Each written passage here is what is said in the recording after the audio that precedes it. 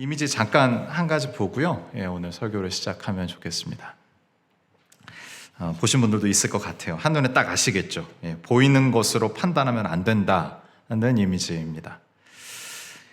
제가 이 이미지 보여드렸더니 어떤 사업하시는 분이 또 이러셔요. 그러니까 뿌리를 먹을 것인지 아니면 잎사귀를 갉아먹을 것인지에 따라 성공의 기준이 달라지겠네요? 그럼 저한테 물어보시더라고요.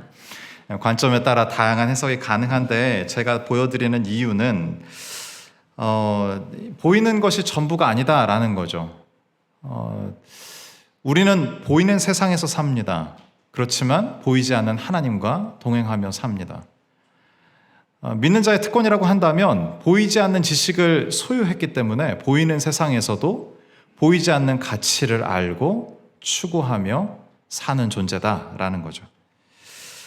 오늘 제목은 37절에 나온 표현 그대로 제가 가지고 온 것인데요. 건져내셨은즉 건져내시리다입니다.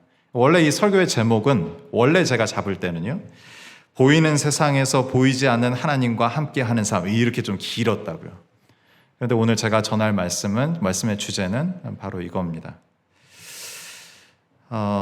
보이는 세상에서 보이지 않는 하나님과 동행하며 사는 삶은 무엇인지, 또 그런 삶은 우리에게 어떠한 유익이 있는지 오늘 짧지만 이 시간에 같이 살피면 좋겠습니다. 바울이 이런 얘기한 적이 있어요. 로마서 12장 2절에 이렇게 얘기한 적이 있습니다. 같이 한번 읽을까요? 같이 읽죠. 시작. 너희는 이 세대를 본받지 말고 오직 마음을 새롭게 함으로 변화를 받아 하나님의 선하시고 기뻐하시고 온전하신 뜻이 무엇인지 분별하도록 하라. 신앙생활은 어떤 의미인가? 분별하는 삶이다라는 거죠. 신약에서 이 분별하다라는 표현을 이제 2번 크게 사용하는데 한 군데가 이거예요. 마태복음 16장 3절요. 제가 읽겠습니다. 아침에 하늘이 붉고 흐리면 오늘은 날이 굳겠다 하나니 너희가 날씨는 분별할 줄 알면서 시대의 표적은 분별할 수 없느냐. 여기서의 분별은 영어 성경에 보면 다양한 의미로 번역되거든요. interpret, read, know how to distinguish 이런 의미로 번역이 돼요. 그러니까 마태복음에서 말하는 분별은 무엇이냐면 이것과 저것이 왜 다른지 아는 지식이에요. 근데 아까 살폈던 로마서 12장 2절에 바울이 말하는 분별은 다양한 번역본들이 있지만 제가 이 표현이 제일 좋은 것 같아요. Test and approve예요. 그러니까 좀 더 적극적인 의미인 거죠. 이것과 저것이 다르다는 것을 알겠어요. 그런데 바울이 말한 분별은 훨씬 더 적극적으로 시험해보고 그게 진리인지 증명해보는 삶이다라는 거죠. 이 2가지를 동시에 이제 우리에게 요구하고 있어요. 우리 전 목사님 통해서 설교를 들으시고 같이 이렇게 신앙생활 하시는 분들이라면 이 지식에 대한 추구를 해 가실 거예요. 근데 거기서 멈추지 말고 그 지식을 진짜 이 세상에서도 적용되는 것인지 시험하고 증명하는 데까지 가야 한다는 거죠. 성경에 이런 무리들이 하나 있는데 아주 대표적인 본받아야 할 무리들이 있어요. 사도행전 17장 11절입니다. 보죠. 베레아에 있는 사람들은 베레아 사람들이에요. 이 사람들 어떻대요? 데살로니가에 있는 사람들보다 더 너그러워서 간절한 마음으로 말씀을 받고 이것이 그러한가 하여 날마다 성경을 상고하는 사람들이었대요. 우리 수지 예봉교회 성도님들, 모든 우리 성도님들은 베레아의 사람들 같은 그런 사람들이 되시기를 바랍니다. 하나님 말씀 늘 상고하고요. 그것이 진짜 진리인지 나의 삶에서 테스트하시고 증명하시는 우리 성도님들의 삶이 되시기를 바라요. 그럼 대체 믿는다는 것이 우리의 삶에 어떠한 유익이 있는가? 오늘 본문을 좀 더 자세히 살피면 좋겠어요. 우리는 보이는 세상에 살아요. 그러나 보이지 않는 하나님과 동행하며 삽니다. 세상에는 악이 있어요. 고통이 있다고요. 우리는 이 지점에서 좀 멈칫하게 돼요. 하나님이 계신데 고통이 웬 말인가? 고통을 겪는 사람들 앞에서 위로는 하지만 하나님에 대해서 이렇게 힘있게 그렇게 전할 수가 참 없더라고요. 이런 지점에서 이런 의문들 말이죠. 하나님이 살아계신데 고통이 웬 말인가? 이런 의문이 증폭돼서 나온 영화가 있어요. 2016년도에 개봉한 곡성이 그런 영화입니다. 이 영화를 디렉팅했던 감독, 나홍진 감독이라는 사람인데 이 사람이 인터뷰한 대목이에요. 한번 들어보십시오. 가까운 가족이 죽었습니다. 죽지 않아야 할 상황이었는데 죽었습니다. 당시 황해가 끝나고 난 뒤였는데 5만 가지 생각이 들었습니다. 황해가 엄청나게 뜨면서 나홍진 감독이 알려졌거든요. 근데 그 유명세와는 달리 자신이 사랑했던 가족이 죽은 거예요. 죽지 말아야 할 그 사람이 죽은 것이죠. 이어서 들어보십시오.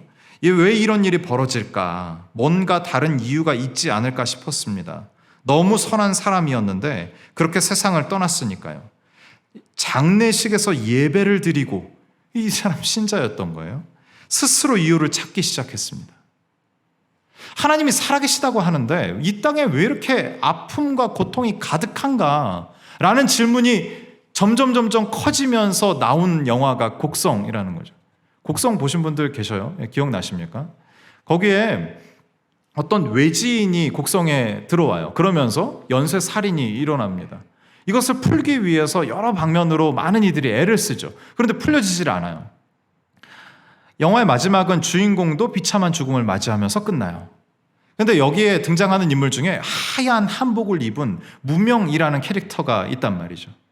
누가 보더라도 어떤 신적인 존재예요. 그리고 무명이 던지는 대사들을 보면 예수 그리스도를 떠올리기에 충분한 그런 대사들을 말한다는 거죠. 그런데 무명은 참 무기력해요. 고통 앞에서 그 주인공을 보호하거나 막아설 힘이 아무것도 없어요. 나홍진 감독이 그런 생각을 했던 것이죠. 하나님이 살아계시다고? 그런데 악이 있어? 그럼 하나님은 무능한 하나님 아니야?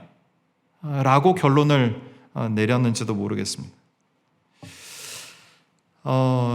대체 하나님은 뭐 하는 거야? 라는 대사가 이 영화에 나오지는 않지만 저는 이 영화 보는 내내 대체 하나님은 어디에 계시는 거야? 라는 절규가 막 들리는 것 같았어요. 오늘 이 본문에서도 그런 절규가 나오고 있거든요. 오늘 본문을 잠깐 보죠. 사무엘상 17장 2절 3절입니다. 17장 2절에서 3절 같이 읽겠습니다. 같이 읽죠. 사울과 이스라엘 사람들이 모여서 엘라 골짜기에 진치고 블레셋 사람들을 대하여 전열을 벌였으니 블레셋 사람들은 이쪽 산에 섰고 이스라엘은 저쪽 산에 섰고 그 사이에는 골짜기가 있었더라. 블레셋이 이스라엘을 쳐들어왔습니다. 동편은 깎아지른 곳이라 이 서편 아주 완만한 평야를 택해서 쳐들어온 거죠. 엘라 골짜기를 사이에 두고 두 나라가 이렇게 대치하고 있는 상황인 거예요. 그때 이제 블레셋에서 가장 믿는 장수 하나가 나옵니다. 누굽니까? 골리앗입니다. 골리앗이 나와서 이스라엘과 이스라엘 하나님을 모욕하는 아주 험한 말들을 했어요. 블레셋은 사기가 등등하고요. 이스라엘은 어찌할 바를 모르고 있어요. 당황스럽고 화도 나고요. 분노가 나긴 나는데 나가서 싸울 용기는 없고요. 이런 상황입니다. 근데 이 아버지의 심부름을 받아서 이 전쟁터에 온 다윗이 이 광경을 목격하는 거예요. 그리고 골리앗의 말을 들었습니다. 그리고 다윗이 이렇게 얘기하는 거예요.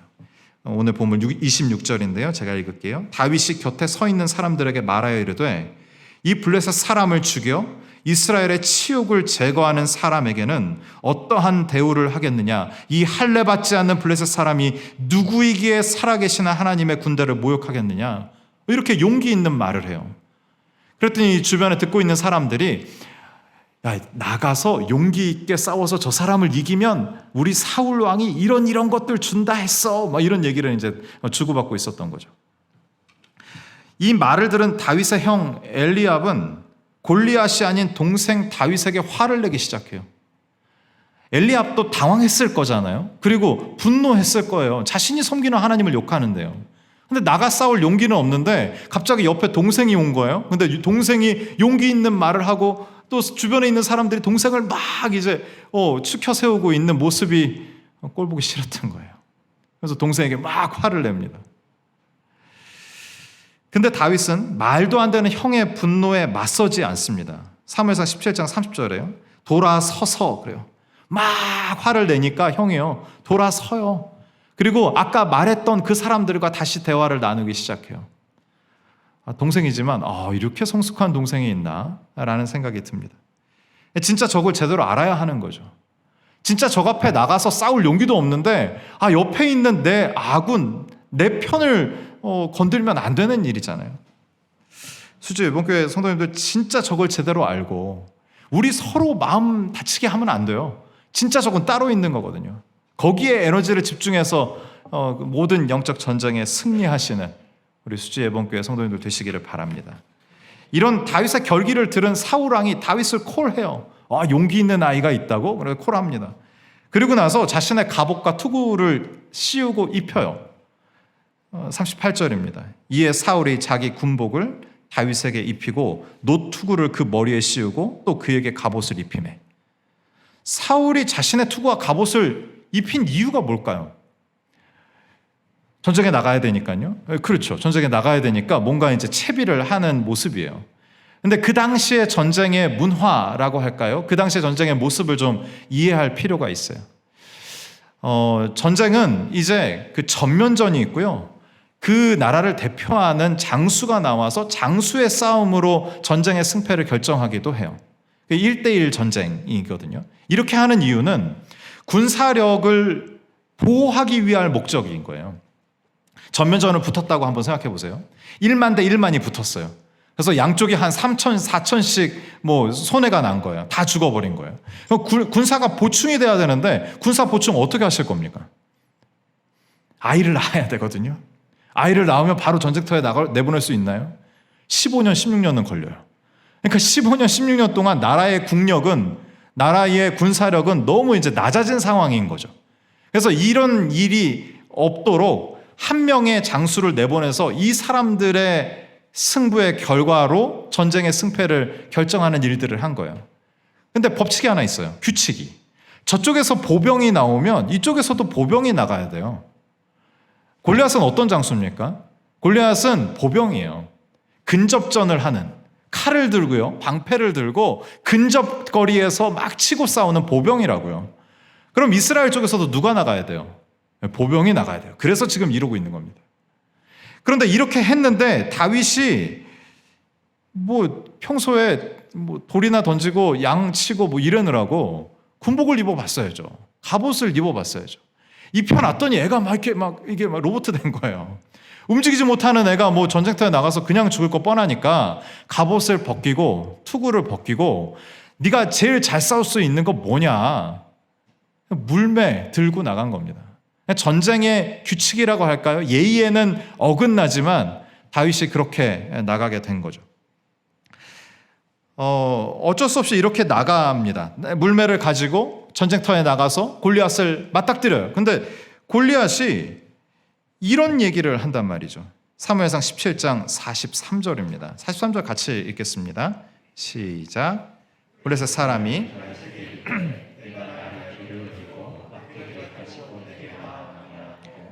그의 신들의 이름으로 다윗을 저주하고, 여기 막대기라는 단어에 주목해 보시면 좋겠어요. 막대기. 단수예요, 복수예요? 단수죠. 막대기, 단수, 막대기 들 해야 복수 아닙니까? 그러니까 골리앗이 막대기를 왜 갖고 나왔냐, 이렇게 너 양치듯이 나를 개로 생각하냐, 이러면서 얘기를 한단 말이죠. 근데 여기에 그 영어 번역이나 원문 번역이나 다 막대기를 이렇게 번역해요. NIV에 보면은 다 안 읽을게요. Am I dog that you come at me with sticks? 그래요. 그 뭐예요? 막대기들을 들고 나왔냐? 그래요. 근데 다윗은 막대기들을 들고 나간 적이 없어요. 근데 막대기를 보고 골리앗이 그걸 보고서는 너 왜 막대기들을 들고 나왔니? 이렇게 물어본단 말이죠. 이상해요. 41절 또 이상한 기록이 있거든요. 41절 잠깐 보죠. 블레셋 사람이 방패든 사람을 앞세우고 다윗에게로 점점 가까이 나아가니라 그래요. 골리앗은 장수 중에 장수잖아요. 그러면 이게 그 폼을 위해서라도 방패와 칼과 단창을 가지고 나간다고 치면 본인이 막 뛰어나가야 돼요. 그렇잖아요. 그래야 멋있지 않습니까? 근데 지금 이 모습은 뭐냐면 이게 거동이 좀 굼뜬 모습인 거예요. 그래서 자신을 막아줄 방패든, 여기는 서번트 하인인데 하인을 앞세워서 전쟁터에 어그적 나가고 있는 골리앗의 모습을 기록하고 있어요. 이상하죠? 한 절 더 보죠. 44절요. 같이 읽겠습니다. 44절요. 그 블레셋 사람이 또 다윗에게 이르되 내게로 오라. 내가 내 살을 공중의 새들과 들짐승들에게 주리라 하는지라. 골리앗은 다윗을 봤어요. 그것도 가까이 가서 봤다고 성경은 기록하거든요. 가까이 가서 다윗을 본 골리앗이 내게로 오라 그래요. 내게로 오라는 얘기는 뭐냐면 너도 보병이고 나도 보병이니까 서로 근접전으로 맞닥뜨려서 싸우자라는 얘기예요. 근데 아까 다윗이 어떻게 나갔다고요? 다윗은 보병, 이렇게 병과로 한다 그러면 궁병으로 나간 거예요. 궁병은 뭐냐면 이렇게 던지는 거죠. 멀리서. 그리고 빠른 스피드로 도망치면서 멀리서 던지는 그런 궁병으로 나간 거예요. 근데 궁병으로 나간 다윗을 제대로 인지하지 못하는 골리앗을 계속 기록하고 있는 거죠. 성경 저자는 무슨 얘기를 하고 싶은 걸까요? 우리가 골리앗과 다윗의 전투를 생각할 때, 무시무시한 골리앗을 다윗의 용기로 이겼다라고, 하나님이 이기게 하셨다, 우리 이렇게 알고 있잖아요. 근데 골리앗이 그렇게 용맹한 장수고 능력이 있고요, 힘이 세고 다윗을 얼마든지 죽일 수 있는 그런 장수가 아니었다고 지금 성경은 기록하고 있는 거예요. 신앙생활의 유익을 이 지점에서 제가 3가지로 좀 정리해 봤으면 좋겠어요. 첫째는요, 하나님의 이름을 의지하여 승리하는 삶이에요. 두 번째는요, 하나님의 일하심을 드러내는 삶이고요. 세 번째는 하나님의 인도와 보호로 믿음이 강건해지는 삶이에요. 이 3가지 삶을 우리 모두가 그대로 사는 은총이 있으면 참 좋겠습니다. 블레셋은 큰 골리앗을 의지하고 있었어요. 규모의 경제라는 말 들어보셨어요? 큰 게 좋다는 거죠. 큰 게 효율적이고 큰 게 이익을 가져다 준다라는 생각이에요. 블레셋이 의지하고 있었던 것은 큰 골리앗인 거예요. 큰 골리앗. 전쟁에서도 승리했겠죠. 전쟁에 나가면 그렇게 쉽사리 지지 않았을 거예요. 큰 인물이었으니까. 그리고 근접전에서는 유리했을지 몰라요. 골리앗의 이런 상황 말이죠. 눈이 잘 보이지 않고 또 굼뜨고요. 또 이런 좀 상황들을 혼자 해결하지 못하는 그런 장수인 것을 블레셋 사람 중에 누군가 알았더라도 규모를 의지하는 블레셋의 문화에서는 골리앗이 가장 큰 장수고 유능한 장수였을 거라고요. 골리앗이 이겨왔기에 골리앗이 이 전쟁에 죽을 것이라고 생각한 블레셋 사람은 아무도 없었을 거예요. 그러나 다윗은 규모를 의지하지 않고 크기를 의지하지 않고 뭘 의지해요? 하나님의 이름을 의지합니다. 하나님을 의지한 거예요. 그리고 끝내 승리하는 거죠. 우리 모두에게 이런 은총이 있기를 간절히 바랍니다. 무엇을 의지하고 계셔요?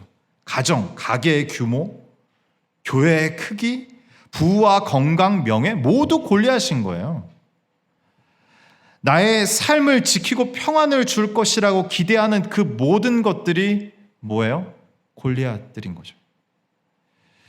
그럴 때 하나님의 이름을 더욱 의지하는 자를 승리하게 하시는 그 하나님을 경험하는 은혜가 우리 모두에게 있기를 간절히 바라요.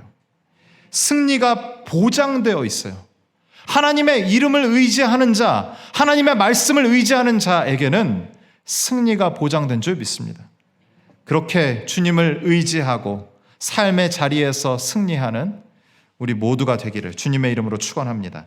둘째는 하나님의 일하심을 드러내는 삶이에요. 다윗은 하나님의 이름으로 전쟁터에 나갔어요. 그 일을 모두가 다 알아요. 의로운 분노로 용맹하게 뛰어나가면서도 다윗의 마음에는 불안함이 있었을 거예요. 왜 아니겠어요? 가까이 가기 전에는 골리앗이 저렇게 눈이 잘 안 보이고 그 행동이 굼뜬지 모르잖아요. 형들도 떨고 왕도 떨고 있어요. 그런데 의분으로 용기를 내서 나가는 골리앗 앞에 서는 그 자리까지 다윗의 마음에 얼마나 두려움과 떨림이 있었겠냐고요. 그런데 용기 있게 문제 앞에, 골리앗이라는 그 문제 앞에 서는 거죠. 그리고 끝내 승리합니다. 이것은 다윗의 개인적인 단독적인 승리가 아니에요. 이건 하나님께서 이스라엘에게 전쟁의 주인은 나다라는 것을 보여주시기 위한 사인인 전쟁이었어요. 다윗은 용기를 내서 하나님 주신 그 마음으로 전쟁터에 뛰쳐나갔지만 이것은 개인적인 승리가 아니라 그의 인생을 통해서 하나님이 살아계심, 하나님이 지금도 살아서 이 전쟁을 다스리고 계신다는 그 모습을 보여주는 삶이 되었다라는 얘기입니다. 우리 모두 그런 삶을 살고 싶잖아요. 나의 인생을 통해서, 나의 삶을 통해서 내가 만나는 모든 사람들에게 하나님 살아계시다는 증거를 보여주고 싶잖아요. 하나님께서 그런 우리의 마음을 기뻐 받으시는 줄 믿습니다. 우리가 그런 삶을 살도록 하나님께서 우리에게 힘 주시고 매 순간마다 능력과 지혜를 더해 주실 줄 믿습니다. 세 번째는요, 하나님의 인도와 보호로 믿음이 강건해진 삶이에요. 오늘 설교 제목과도 밀접한 연관이 있는데, 우리에게 이런 일이 있으려면 전쟁터로 뛰쳐나가는, 삶의 모든 자리에서 승리하는 그런 일이 있으려면 전쟁터로 뛰쳐나가는 다윗의 믿음이 필요한 거예요. 다윗의 믿음은 어떻게 생겨난 걸까요? 다윗은 처음부터 골리앗의 부실함을 알고 있었을까요? 이게 불가능한 일이에요. 그냥 가까이 가서 보니까 그걸 알게 된 거예요. 이상한 얘기를 하니까요. 그리고 내가 이길 수 있겠다라는 확신이 들고 하나님 주신 용기로 그 전쟁에서 승리하게 된 거죠. 그런데 그 전까지는 두렵고 떨리는 상황이었다고요. 그렇지만 다윗에게는 믿음이 있었다라는 차이가 있는 거죠. 이 믿음은 언제 생긴 걸까요? 사무엘상 17장 37절입니다. 같이 읽었으면 좋겠습니다. 같이 읽죠. 또 다윗이 이르되 여호와께서 나를 사자의 발톱과 곰의 발톱에서 건져내셨은즉 나를 이 블레셋 사람의 손에서도 건져내시리이다. 사울이 다윗에게 이르되 가라, 여호와께서 너와 함께 계시기를 원하노라. 아멘. 그가 형들과 다른 대우를 받으며 양을 칠 그때, 가족 모두, 부모조차도 다윗을 아주 가볍게 여길 그때에 하나님이 다윗과 동행하셨다라는 거예요. 양을 치는 일이 그렇게 쉽지 않습니다. 양을 잘 인도해서 먹이를 먹이는 것도 참 어려운 일이고, 이 짐승들의 공격으로부터 양을 지켜내는 일은 더더군다나 어려운 일이었어요. 다윗은 막내였잖아요. 그 가족 중에서도 가장 약한 그 아이를 양치기로 내보내는 그런 가정이었다고요. 마음이 어땠을까요? 서러워도 어디 가서 말할 데도 없어요. 눈물을 흘리며 이를 악물고 나갔을 거예요. 그런데 매 순간순간마다 보이지 않는 힘으로 도우시는 하나님을 경험하게 된 거죠. 뭐라 그래요? 사자의 발톱, 곰의 발톱요.